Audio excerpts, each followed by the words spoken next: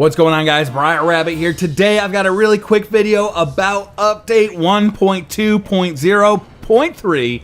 This one got released today and it has a couple of really cool fixes.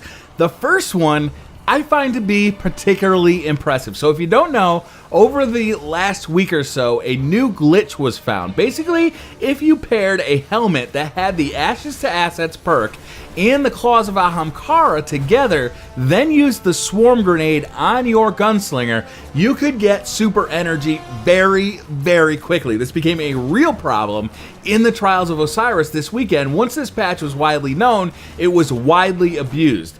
And today, this has been fixed. So the very first note in the update today is that Ashes to Assets and Quintessence Transfer can no longer be stacked. They now have cooldowns that can be used every 10 seconds. This is huge news. It's very, very good news for people who like to play Trials of Osiris because it became a real issue this weekend, and I'm super psyched that Bungie jumped all on this over the weekend. So the next stuff all has to deal with Prison Elders. First off, they fixed a bug where players cannot pick up a quest from Varix to continue the Elder Cipher chain. This is very good news. We do not want them messing with our Elder Ciphers. Next, it's all about the level 35 Skolas fight.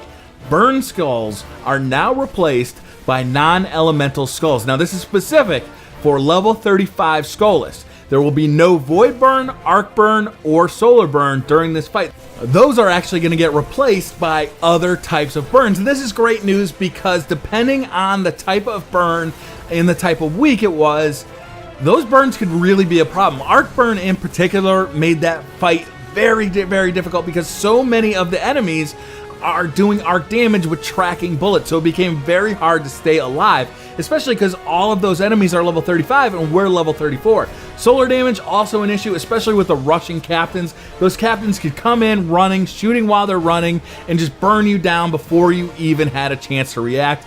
So losing the burn modifiers, I think, is going to be an overall plus. But they're also helping us out by reducing Skolas' health. It's going from 27,000 points to 15,000 points to compensate for the lack of burn skulls.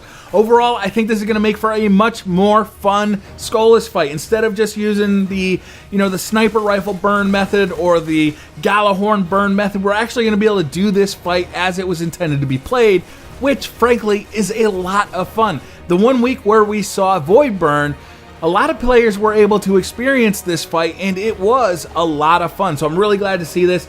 Finally, the last piece of news here is that reinforcement spawns are now based on Skolas' health instead of on a timer. So previously, reinforcements, new adds came into the Skolas fight every minute and a half or so. Now, they're going to be based on Skolas' health. So we don't know exactly when they're going to trigger, but let's assume 20%. Once you've burned him down 20%, a new wave of adds comes in. Do another 20% and another wave of adds comes in. It may be every 10%, we're not sure. But what this is going to allow us to do is basically clear out the adds before we focus on Skolas, then fight Skolas, get him down to a certain level, and then the adds will come back and we got to deal with the adds. It should be a much more strategic fight as opposed to just being the chaos and the running around that it is now. So I'm really excited about all this stuff. I'm super psyched that they fixed the gunslinger kind of glitch there. That will make next week's Trials of Osiris much more fun. Let me know down in the comments what you guys think about the Skolas fight. Let me know, do you think these are overall good changes or bad changes? That's going to do it for this video. Thank you very much for watching. Hit that like button if you liked the video. Hit subscribe if you're new to the channel. And I'll see you guys next time.